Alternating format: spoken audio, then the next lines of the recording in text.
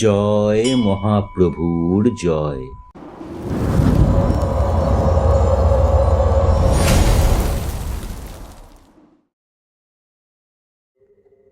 Radio স্যাবি the story হাট পরিবেশিত বাংলা সাহিত্যের ছোট গল্পের আড্ডা। বাংলা সাহিত্যের রোমাঞ্চকর কিছু গল্প দিয়ে সাজানো আমাদের এই আড্ডায় আপনারা পাবেন রহস্য, রোমাঞ্চ, ভৌতিক, অলৌকিক, মজা ও ভালোবাসার গল্প। আমাদের এই গল্পগুলো পুরোটাই মোবাইল ফোনে তৈরি করার জন্য কিছু ভুল ত্রুটি রয়েই যায়।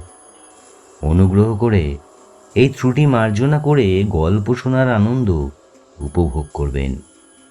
আর যদি ভালো লাগে তো লাইক, শেয়ার, সাবস্ক্রাইব করে আমাদের উৎসাহিত করতেও ভুলবেন না যেন। আজ আমরা শোনাবো বাংলা সাহিত্যের নবীনা লেখিকা দীপান্বিতা রায় রচিত এক ভৌতিক আবহের ছোট গল্প, 13টার ঘণ্টা। গল্পের প্রথম পর্ব শুরু করছি আমাদের আজকের গল্প 13টার ঘণ্টা।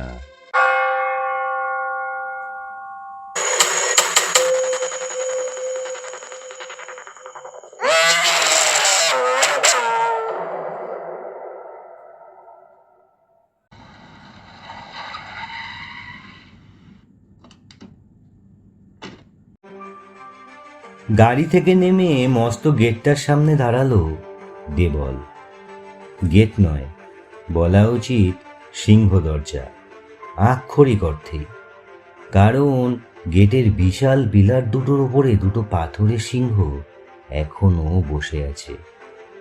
একটা নাক ভাঙা, পার লেজের বেশ খানিকটা অংশ খসে গেছে, অন্যটার মাথাটাই ভেঙে গেছে।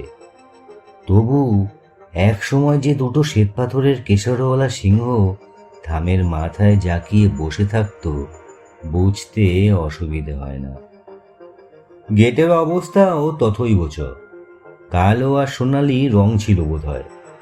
আবছা মনে পড়ে দেবলে, সেসব উড়ে গেছে অনেক কাল।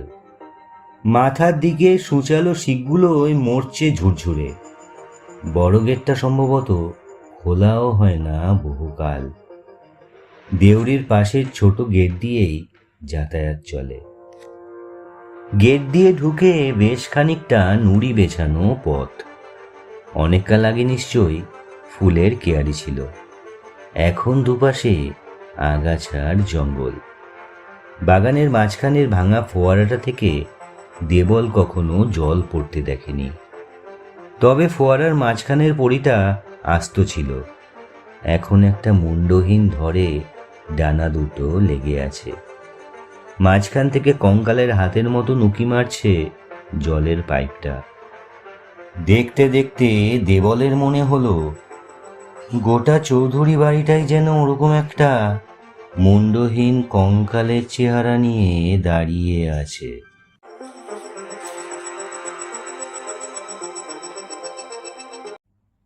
বাড়ি না বলে অবশ্য প্রাসাদ বলাই ভালো।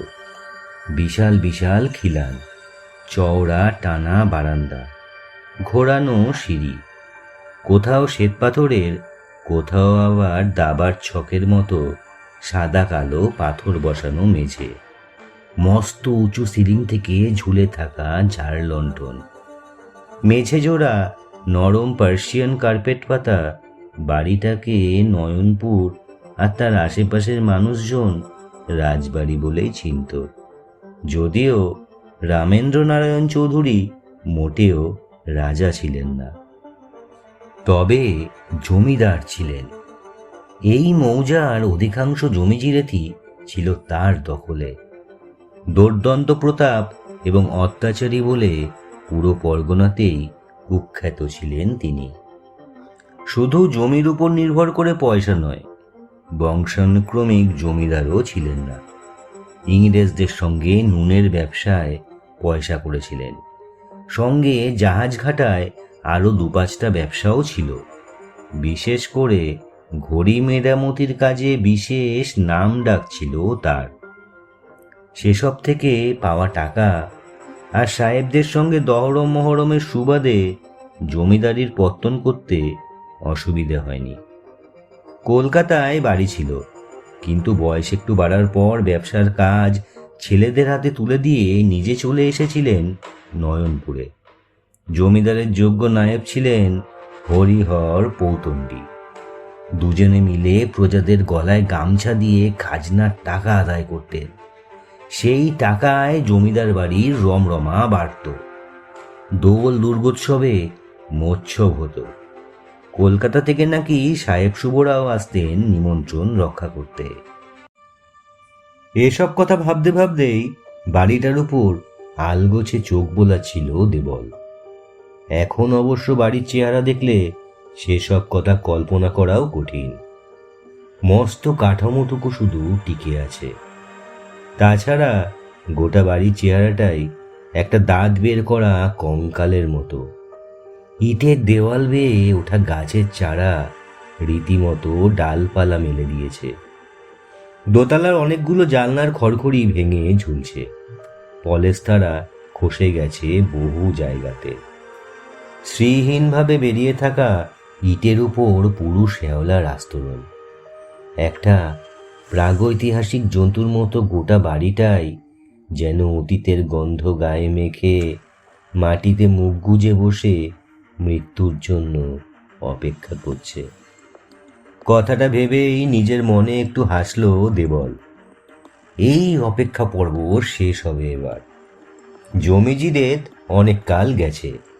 নয়নপুরের সঙ্গে সম্পর্ক বলতে ছিল জমিদার রামেন্দ্র নারায়ণ চৌধুরী, মানে দেবলের ঠাকুরদার আমলের এই বাড়িটা। সেটাও এবার বিক্রি হয়ে যাবে। এদিকগুলো ইদানিং টুরিস্ট স্পট হিসাবে চিহ্নিত হতে শুরু করেছে। দেবলের সৌভাগ্য যে একজন শাসালো প্রমোটারের নজর পড়েছে বাড়িটার দিকে। তিনি একটা রিসর্ট বানাতে চান এখানে। না, দরদাম করেনি দেবল। এই ভাঙা বাড়ির জন্য যা পাওয়া যায় তাই ভালো। প্রমোটারের আসার কথা আজ বিকেলে। তার আগে একবার বাড়িটা ঘুরে দেখে নিতে হবে, আলাদা করে বিক্রি করার মতন জিনিসপত্র কিছু আছে কিনা। তাই আর দেরি না করে হর্ন বাজালো দেবল। বেশ কিছুক্ষণ পর দূর থেকে একজনকে আসতে দেখা গেল। কাছে আসতে চিনল দেবল। নগেনদা।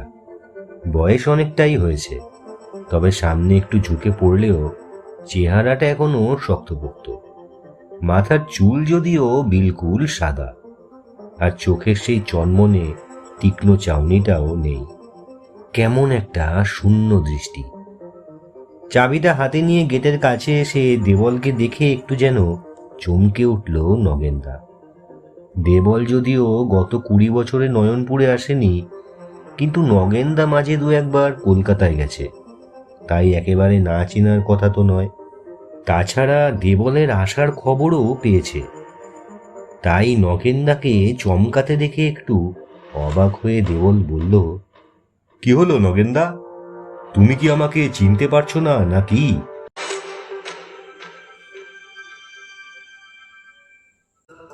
শেষ করছি আমাদের গল্পের প্রথম পর্ব। পরের পর্ব শুনতে সঙ্গে থাকুন আগামী ভৌতিক শনিবারে। শুনতে থাকুন, সঙ্গে থাকুন রেডিও স্যাভি।